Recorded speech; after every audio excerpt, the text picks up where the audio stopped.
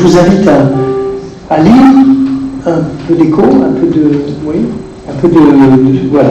Le livre dans l'évangile de Marc, au chapitre 2, c'est bon, les versets 1 à 12. Marc 2, 1 à 12.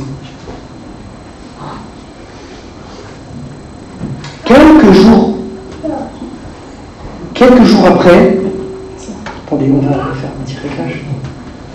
1, 2, voilà.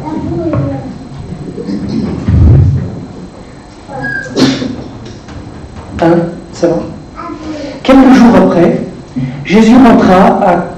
Excusez-moi, ça fait de l'écho, je vais lentement, ça va?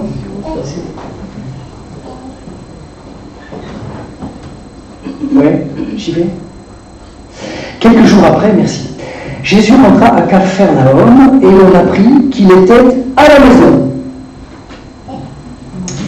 Et tant de monde s'y assembla qu'il n'y avait plus de place, pas même devant la porte, et il leur annonçait la parole. Arrivent des gens qui lui amènent un paralysé porté par 4 hommes. Et comme ils ne pouvaient pas l'amener jusqu'à lui, à cause de la foule, ils ont découvert le toit au-dessus de l'endroit où il était, et faisant une ouverture, ils descendent le grabat sur lequel le paralysé était couché.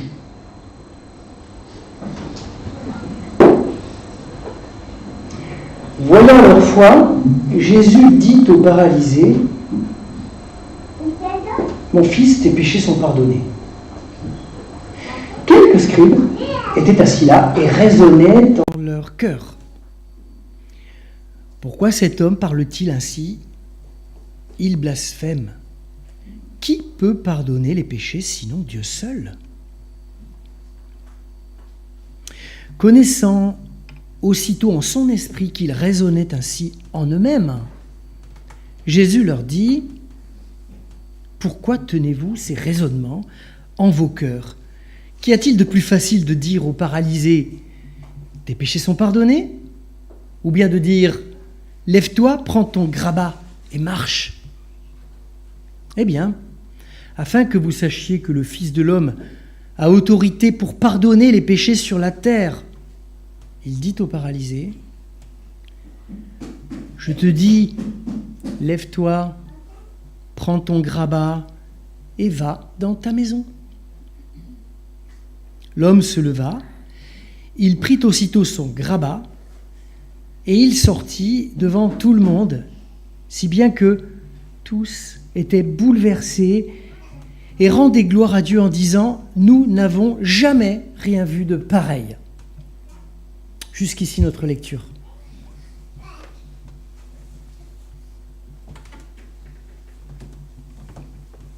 Nous chantons comme un souffle fragile, en restant assis.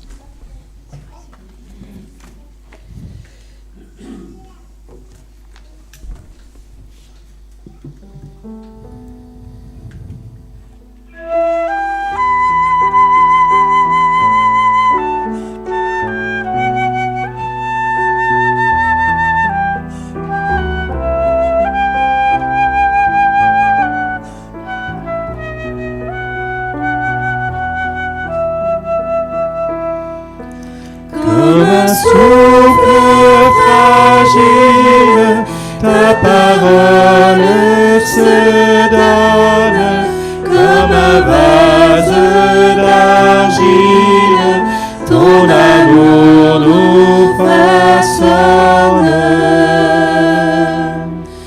Ta parole est murmure comme un secret d'amour, ta parole est blessure qui nous ouvre le jour. Comme un souffle fragile, ta parole se donne comme un vase d'argile, ton amour nous façonne. Ta parole est l'essence comme un sang de prison.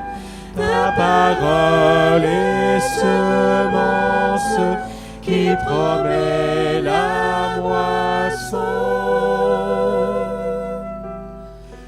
Comme un souffle fragile, ta parole se donne. Comme un vase d'argile, ta parole nous façonne.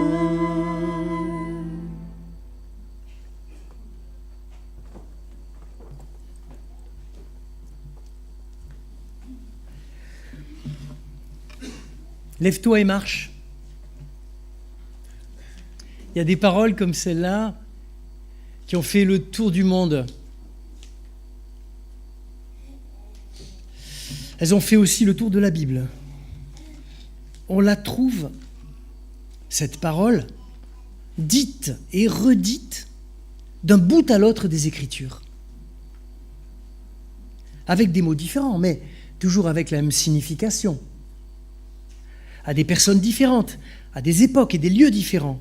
À chaque fois, cette parole va retentir comme une parole décisive, source d'un changement radical pour celui qui la reçoit, d'une conversion. Lève-toi et marche. Vous voyez le film biblique qui se déroule dans votre esprit, non ? Abraham, alors qu'il est établi à Haran avec sa famille. Va, quitte ton pays, va vers le pays que je te donnerai. Lève-toi et marche. Elle s'adresse au peuple hébreu par la voix de Moïse. Et le peuple se lève et se met en marche vers sa libération de l'esclavage. C'est l'ange Gabriel, c'est l'ange de Dieu, au prophète Élie, qui se laisse mourir de dépression sur le mont Horeb. Et l'ange lui dit « Lève-toi et mange !» Élie finit par manger, par se lever, par manger et par reprendre son chemin de prophète. C'est encore, nous l'avons vu il n'y a pas longtemps, l'appel du prophète Ésaïe au peuple d'Israël qui est exilé à Babylone. Une route est ouverte au milieu du désert. Ceux qui la suivront ne pourront s'égarer. J'entends aussi résonner le psaume 23. Et quand je marche dans la vallée de l'ombre de la mort, je ne crains aucun mal, car tu es avec moi. C'est encore l'appel à Marie et à Joseph à fuir en Égypte, à fuir la menace d'Hérode, à se mettre en marche avec leur petit garçon. C'est l'appel de Jésus au jeune homme riche. Viens et suis-moi. Et encore, souvenez-vous à cet enfant décédé que Jésus prend par la main, Talitha Koumi. Fillette, je te le dis, lève-toi. Aussitôt, la fillette se leva et se mit à marcher. Lève-toi et marche. C'est écrit partout dans la Bible. C'est l'appel, bien sûr, aux disciples. Au début et à la fin de l'Évangile, venez à ma suite. Et à la fin, allez et faites de toutes les nations des disciples. C'est encore le jour de la Pentecôte. Les disciples sont réunis, tétanisés, enfermés dans leur peur. Et l'Esprit descend sur eux et les voilà debout, allant dans les rues de Jérusalem, puis par la Judée, par la Samarie, jusqu'aux extrémités de la terre, marchant, annonçant au monde entier que Christ est ressuscité. La Bible n'arrête pas de nous dire, à nous, lectrices, lecteurs, lève-toi et marche. C'est l'appel biblique par excellence. C'est l'appel de Dieu par excellence pour chacun de nous. Regardons un peu cet appel d'un peu plus près, après le panorama biblique. Entendez que c'est une parole, cet appel. Plus qu'une parole même, c'est une voix. Il y a quelqu'un qui s'adresse à nous. Le christianisme n'est pas d'abord une institution, une doctrine, un code moral. C'est quelqu'un qui nous parle, qui nous fait entendre sa voix.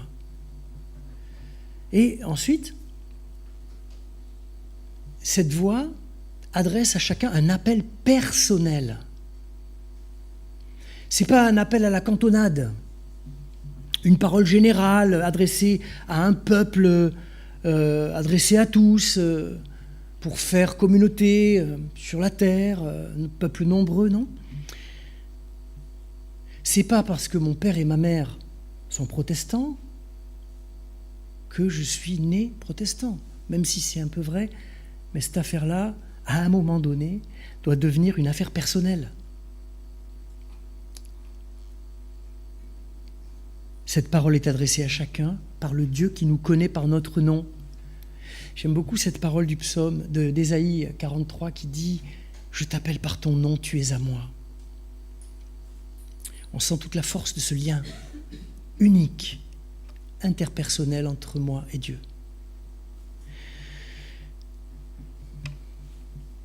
Et aussi, cette parole qui s'adresse à moi, elle exprime toujours une confiance de la part de celui qui parle à celui qui écoute. C'est pas « lève-toi et marche », espèce de bon à rien. C'est « j'ai la foi que tu peux te lever et te mettre en marche dans ta vie ». Dieu a foi en nous quand il nous parle comme ça. Que cette vie nouvelle à laquelle je t'appelle peut devenir maintenant réalité. J'y crois, nous dit Dieu. Tu peux te lever et marcher. J'y crois, dit la voix qui appelle. Et cette parole, personnelle, intime, qui fait confiance à notre capacité à nous lever, cette voix nous appelle à quelque chose de précis. Elle nous appelle à un relèvement. Lève-toi. Dans le texte ici, c'est le même verbe qui est employé pour la résurrection du Christ. Lève-toi, ressuscite. C'est le même verbe. Lui aussi, Jésus, se lève et marche au matin de Pâques, ouvrant une nouvelle histoire à notre humanité. Vous l'entendez, la foi chrétienne, notre protestantisme est essentiellement un relèvement et une marche, pas une situation, un état, encore moins une religion, mais une marche en avant, portée par une espérance vivante qui nous projette dans un avenir, dans une histoire qui est unique. Lève-toi et marche. C'est l'appel biblique par excellence, c'est l'appel de Dieu par excellence pour nous. Dans le récit que nous venons de lire, en Marc 2, cet appel résonne, c'est précisé, avec autorité. Sachez que le Fils de l'homme a autorité de pardonner les péchés. C'est l'appel de Jésus, ce jour-là, à cette personne-là, dans ce lieu-là, mais c'est aussi la parole du Christ dans sa dimension universelle, dont l'autorité a pour effet de transformer le monde, pas seulement les des quelques-uns qui sont dans cette maison à Capernaum. Cette parole est adressée par Jésus ce jour-là à Capernaum et dans tous les temps par le Christ ressuscité. J'aime bien dire que le Christ ressuscité, c'est notre contemporain. Il est l'interlocuteur de toutes celles et ceux qui lisent maintenant ce récit. Aujourd'hui, dans la langue qui est la leur, dans la culture qui est la leur, au cœur de la vie qui est la leur, le Jésus de Capernaum, qui est à la maison auprès de ceux qui s'intéressent à ce qu'il raconte, est aussi et déjà le Seigneur du monde, celui qui se lève de la mort et qui marche sur la terre, jusqu'au bout de la terre. C'est une parole tellement puissante. Pour qui va prendre le risque de s'y exposer, lève-toi et marche. C'est la parole de celui qui a maintenant et partout le pouvoir de pardonner les péchés. Et c'est précisément ce pouvoir de pardonner qu'on ne lui pardonnera pas. C'est cette parole qui fera scandale et qui va le conduire à la croix. On peut se demander pourquoi pardonner, ça scandalise autant. Pardonner avec autorité. Mais parce qu'en pardonnant, comme ça, d'une simple parole, dite à la maison, dans la confidentialité, on pourrait dire, même s'il y a beaucoup de monde, eh bien, par cette petite parole, tes péchés sont pardonnés, Jésus est en train de mettre au chômage le grand prêtre du temple. Il met en péril l'institution religieuse du temple. On ne pardonne pas comme ça. Pardonner dans le temple, c'est un système, c'est des sacrifices, c'est des prières, c'est un plein temps. Un autre étonnement, je ne sais pas si ça vous étonne, moi ça m'étonne, Jésus ne s'intéresse pas une seconde à la foi du paralytique. Ce n'est pas en voyant la foi du paralytique qu'il lui pardonne ses péchés. Ça peut peut-être nous déranger, ça. C'est en voyant la foi des amis. C'est pas pareil. Et ouais, il remarque la foi des porteurs du grabat, pas celle du grabataire. Et j'entends ça comme une grâce. Il accorde son pardon sans qu'on le lui demande, sans même qu'on se reconnaisse pécheur. Comme pour dire que ce pardon est inconditionnel, totalement gratuit. Il n'y a rien à échanger contre ce pardon. Remarquez à la fin de cette scène, alors c'est peut-être pas spectaculaire, mais c'est unique dans l'évangile de Marc, c'est pour ça que je le relève, la foule glorifie Dieu. C'est la seule fois où une foule glorifie Dieu en voyant ce que Jésus a fait dans cet évangile. Comme pour dire que ce qui est arrivé là est spectaculaire, unique et absolument radicalement nouveau. Est-ce la guérison? Est-ce le pardon? Sans doute les deux. La foule, comme ce grabataire, la foule s'est levée et s'est mise en marche, elle aussi, dans une marche particulière, celle de la célébration, comme nous avons célébré ce matin notre culte. Eh bien, on va regarder d'encore un peu plus près, si vous voulez, cette parole de Jésus. Lève-toi et marche. Est-ce qu'on n'a pas oublié quelque chose ?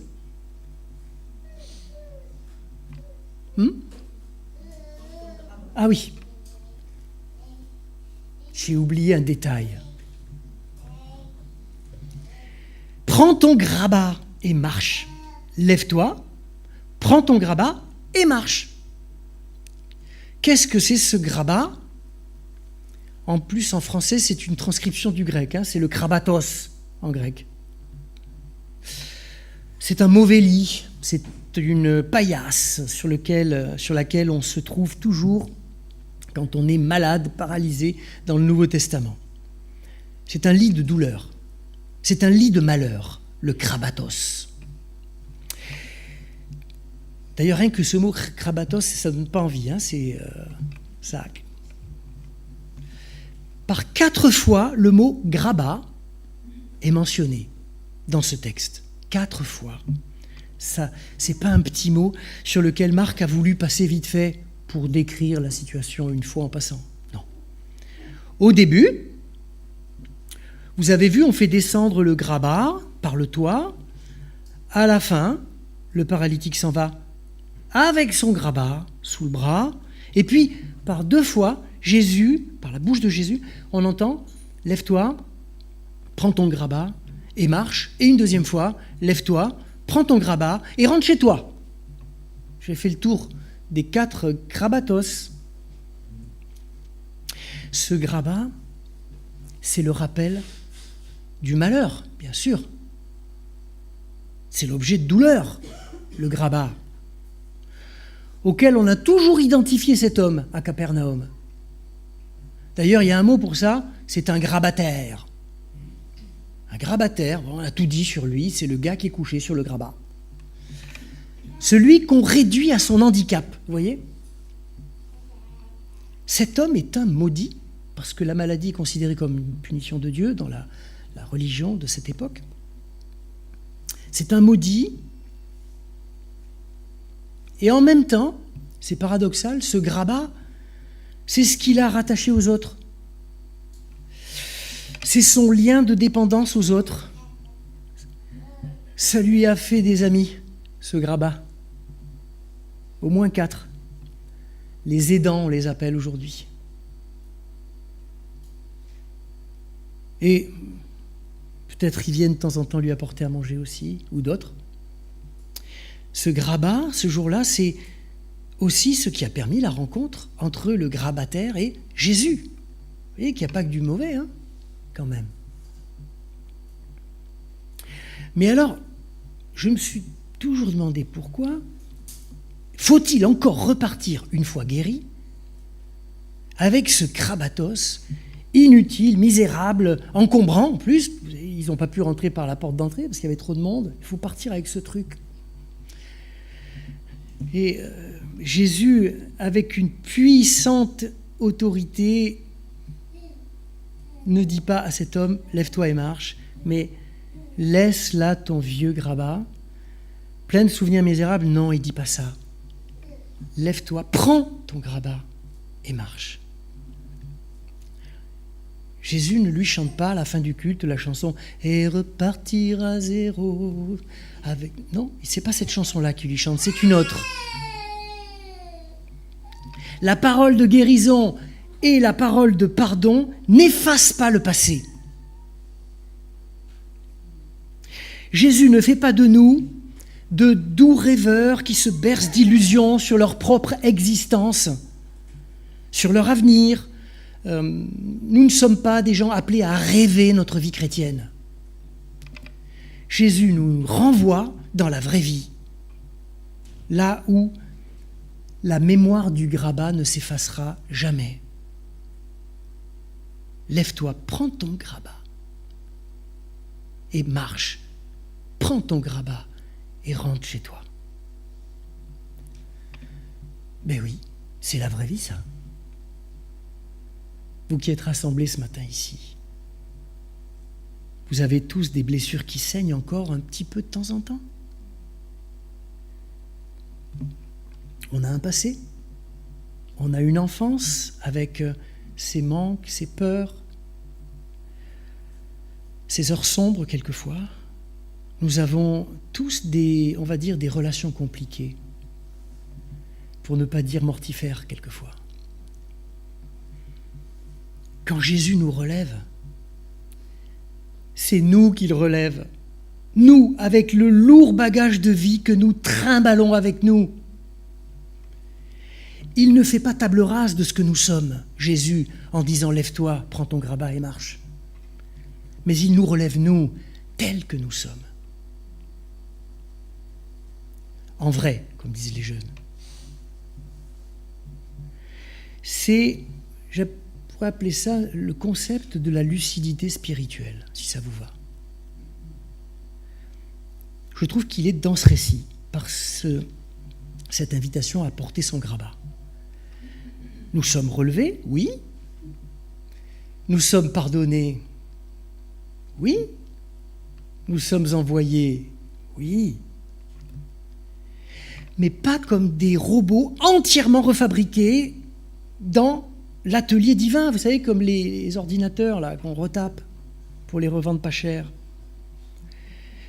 Nous sommes des hommes et des femmes chargés et marqués par un parcours de vie, par des limites, par des handicaps, mais relevés, aimés et envoyés tels que nous sommes. L'homme relevé reste porteur de son grabat. Il ne va peut-être pas devenir un coureur de marathon, hein, ou un athlète au JO d'athlétisme. Son grabat est toujours avec lui. Mais il y a une différence. C'est plus son grabat qui le porte, c'est lui qui porte son grabat. Et ça change tout. Dans le tableau de Van Emerson que j'ai présenté au début, peut-être qu'on peut le remettre, s'il vous plaît. Le grabat à porter, vous l'avez vu, n'est pas une petite affaire quand même. Hein. C'est pas juste un petit truc qu'il a mis quelque part dans son veston. Hein. Cet homme guéri, pardonné, est maintenant debout, mais il reste lucide sur ce qui a fabriqué sa vie jusque-là. Ses échecs, ses dépendances, ses faiblesses, ses amitiés aussi, il n'y a pas que du mal, hein, sa communauté, son village, les services, tout. Et il naît maintenant à une vive conscience d'entrer dans une vie nouvelle, une vie libérée par la parole du Christ, une vie fondée non plus sur la souffrance, sur l'immobilité, sur la confrontation quotidienne et frustrante à ses propres limites. Non, il naît à une vie qui s'ouvre sur un horizon insondable, sans limite, celui de la grâce de Dieu pour chacun.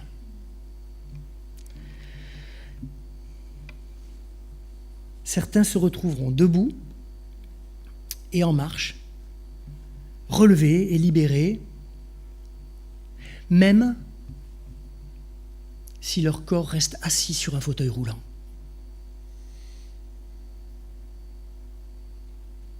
Combien de personnes en situation de handicap peuvent témoigner de ce relèvement dont ils ont été les témoins et les bénéficiaires émerveillés dans leur vie? Et on salue notre ami Yvan qui nous écoute ce matin. Combien de fois suis-je sorti d'une chambre d'hôpital, d'une visite auprès d'un mourant,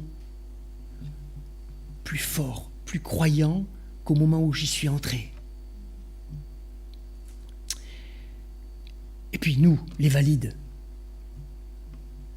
ne sommes-nous pas invités à vivre ce relèvement intérieur,